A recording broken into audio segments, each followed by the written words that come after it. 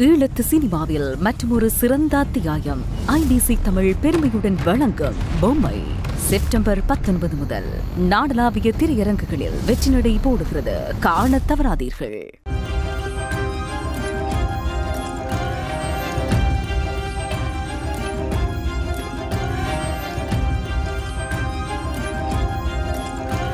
வணக்கம். மீண்டும் மற்றொரு நிஜக்கண் நிகழ்ச்சியினூடாக சந்தித்திருக்கிறோம். ஜனாதிபதி அனுரகுமார திசாநாயக்க 2026ஆம் ஆண்டு நிதி ஒதுக்கீட்டு சட்ட மூலத்தில் ஜனாதிபதிக்கான செலவுக்காக 11.37 பில்லியனை ஒதுக்கியுள்ளதாக ஐக்கிய மக்கள் சக்தியின் நாடாளுமன்ற உறுப்பினர் தயாஸ்ரீ ஜெயசேகர தெரிவித்திருக்கின்றார். 2024ஆம் ஆண்டு நிதி ஒதுக்கீட்டு சட்ட மூலத்தின் முன்னாள் ஜனாதிபதி ரணில் விக்ரமசிங்கவுக்கான செலவுகள் 6.6 பில்லியன் ஆகும். அது 2025 அனுரகுமார திசாநாயக்கவின் முதலாவது வரவு செலவு திட்டத்தில் 2.9 பில்லியன் வரை குறைக்கப்பட்டது.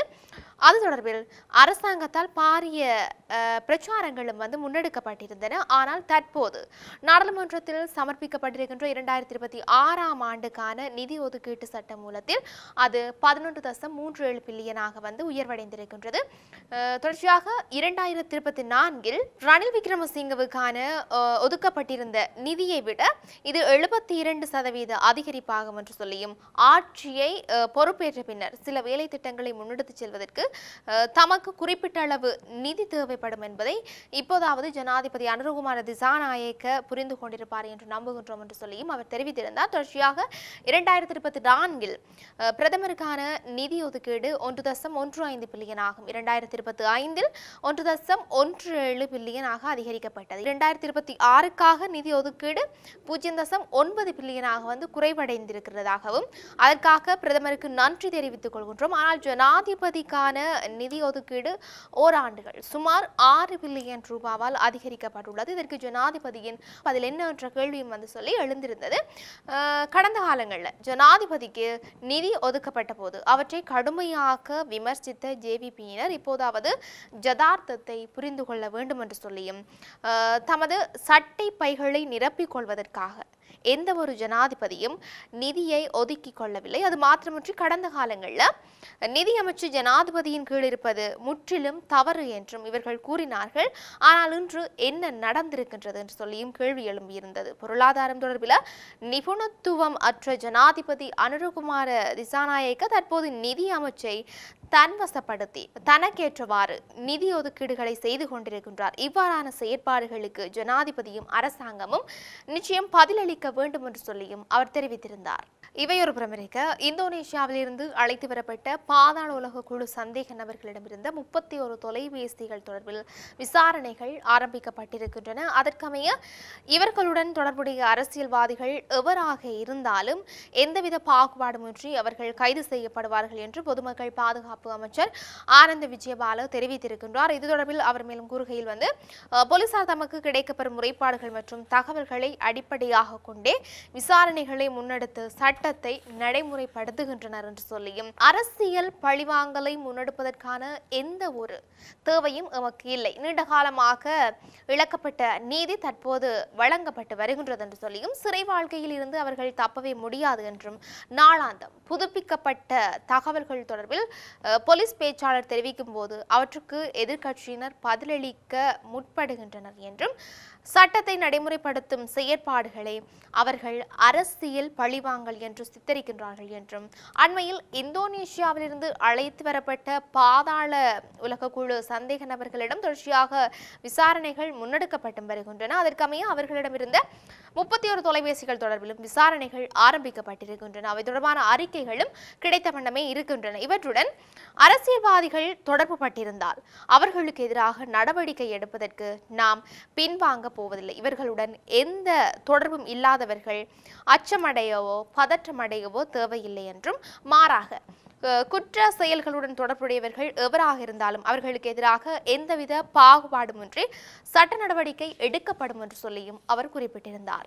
தொடர்ச்சியாக கட்டுநாயக்க விமான நிலையம் தற்போது கடுமையான பயணிகள் நெரிசலை எதிர்கொண்டிருக்கிறதாக தெரிய வந்திருக்கின்றது. எதிர்வரும் குளிர்காலத்திலும் வாராந்தம் மேலதிகமாக 40 விமான சேவைகளை முன்னெடுக்க நிறுவனங்கள் கோரிக்கை முன்வைத்தும் இருக்கின்றன.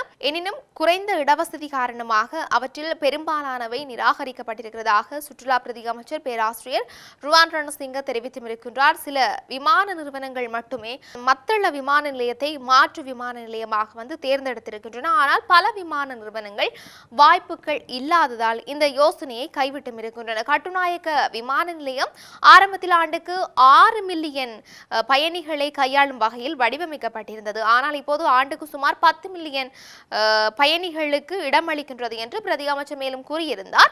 நீண்ட காலமாக தாமதமாகி வரும் விமான நிலைய விரிவாக்கம் ஒரு அவசர தேவையாகும். சுமார் 6 தசாப்தங்களாக விமான நடவடிக்கைகளை எளிதாக்கி வரும் கட்டுநாயக்க விமான நிலையம் தற்போது 2 ஓடுபாதைகளை கொண்டிருக்க வேண்டும் என்று சொல்லியும் இந்த உள்கட்டமைப்பு மற்றும் திறன் சவால்களை நிவர்த்தி செய்வது முன்னுரிமை என்று பேராசிரியர் ரணசிங்க வலியுறுத்தியும் இருக்கின்றார். தொடர்ச்சியாக விமான நிலைய செயற்பாடுகள் குறைவாக இருப்பதால் சுற்றுலா பயணிகளின் வருகை இலக்குகளை அடைவதில் சுற்றுலாத்துறை நேரடி சவால்களை எதிர்கொள்ளும் என்று சொல்லியும் 2025ஆம் ஆண்டின் முதல் 9 மாதங்களில் சுற்றுலா பயணிகளின் வருகை ஏற்கனவே 1.7 மில்லியனை தாண்டி இருந்ததாகவும் அவர் தெரிவித்திருந்தார். இவை ஒருபுறம் இருக்க தொடர்ச்சியாக யாழ்ப்பாணம் வலிகாமம் தையிட்டி பகுதியில் அமைந்துள்ள திஸ்ஸவிகாரைக்கு எதிராக இன்றும் போராட்டம் ஒன்று முன்னெடுக்கப்பட்டிருக்கின்றது. சட்டவிரோதமான முறையில் குறித்த விகாரை அமைக்கப்பட்டுள்ளதாக கூறியும் அதனை அங்கிருந்து அகற்றுமாறு கோரியும் போராட்டத்தில் ஈடுபட்டவர்கள் வலியுறுத்தியிருந்தார்கள். ஒவ்வொரு பௌர்ணமி தினத்துக்கும் போராட்டம் முன்னெடுக்கப்பட்டு வருகின்ற நிலையில இன்றும் குறித்த போராட்டம் முன்னெடுக்கப்பட்டு இருக்கின்றது. போராட்டத்தில் ஈடுபட்டவர்கள் பதாகைகளை ஏந்தி கோஷமிட்டு கைகளில் கருப்பு கொடிகளை தாங்கியவாறு போராட்டத்தில் ஈடுபட்டும் இருக்கின்றார்கள். இதில் தமிழ் தேசிய மக்கள் முன்னணியின் பொதுச் செயலாளர் செல்வராஜா கஜேந்திரன், சட்டத்தரணி காண்டிபன், பொதுமக்கள் மற்றும் தமிழ் தேசிய மக்கள் முன்னணியின் உறுப்பினர்கள் என்று சொல்லி பலர் கலந்து கொண்டும் இருந்தார்கள். தையிட்டியில் அமைந்துள்ள விகாரையை அகற்றுமாறு கோரி மக்களுடன் இணைந்து தொடர்ச்சியாக போராட்டங்களில் அவர்கள் ஈடுபட்டு வருகின்றமையும் இங்கு குறிப்பிடத்தக்க ஒரு விடயமாகவே இருக்கின்றது. தையிட்டியிலே தனியார் காணியை சட்டவிரோதமாக ஆக்கிரமித்து இங்கே ஒரு சட்டவிரோதமான விகாரை கட்டப்பட்டு இன்று 2.5 வருடங்களுக்கு மேலாக இந்த இடத்திலே போராட்டம் நடைபெற்று கொண்டிருக்கின்றது. இந்த சட்டவிரோத கட்டுமானம் அகற்றப்பட்டு இந்த காணிகள் விடுவிக்கப்பட வேண்டும் என்பது இந்த மக்களுடைய கோரிக்கையாக இருக்கிறது, காணி உரிமையாளர்களுடைய கோரிக்கையாக இருக்கிறது.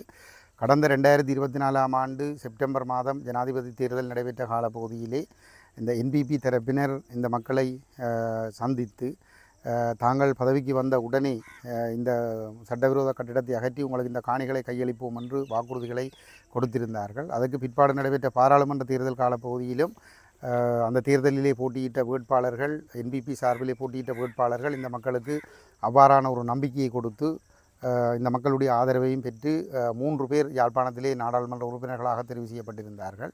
ஆனால் இன்று அவர்கள் பதவியேற்று 1 வருடம் கடந்துள்ள நிலையில் இன்று வரை அந்த காணியை விடுவிப்பதற்கான எந்த நடவடிக்கைகளும் மேற்கொள்ளப்படவில்லை.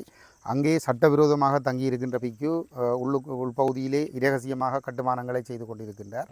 அது மட்டுமல்லாமல் இந்த தாங்கள் இதுக்கு முந்தி இருந்த அரசாங்கங்கள் இனவாதமாக செயல்பட்டதனால்தான் தமிழ் மக்களுக்கும் இவ்வளவு பாதிப்புகள் ஏற்பட்டது என்றும், தாங்கள் இனவாதமாக செயல்பட மாட்டோம், மதவாதமாக செயல்பட மாட்டோம், சட்டத்தை எல்லோருக்கும் சமனாக செயல்படுத்துவோம் என்று சொல்லி 1000 தடவைகள் ஊடகங்களிலும் பொதுக்கூட்டங்களிலும் சொன்ன ஜனாதிபதி அனுரகுமார திசாநாயக்க கடந்த செப்டம்பர் 1ஆம் தேதி யாழ்ப்பாணத்தில் சில அபிவிருத்தி பணிகள் என்ற போர்வையிலே இங்கு சில வேலை திட்டங்களை முன்னெடுத்த பொழுது மண்டை தீவிலே ஒரு சர்வதேச விளையாட்டு மைதானத்திற்கான அடிக்கல் நாட்டுகின்ற நிகழ்வுக்கு இங்கே சட்டவிரோதமாக திருட்டுத்தனமாக தங்கியிருக்கின்ற அந்த சட்டவிரோத பிக்குவை அழைத்து அவருக்கு ராஜ மரியாதை கொடுத்து அவரிடம் ஆசீர்வாதம் பெற்றுத்தான் அவர் அந்த அடிக்கல் நாட்டுகின்ற நிகழ்வையே நடத்தி இருக்கின்றார் என்று சொன்னால், அனுரகுமார திசாநாயக்காவுக்கும் கோட்டாபய ராஜபக்சவுக்கும் இடையிலே இந்த ஆக்கிரமிப்பு தொடர்பான விடயத்தில் மனநிலையில் எந்த விதமான மாற்றங்களும் இல்லை.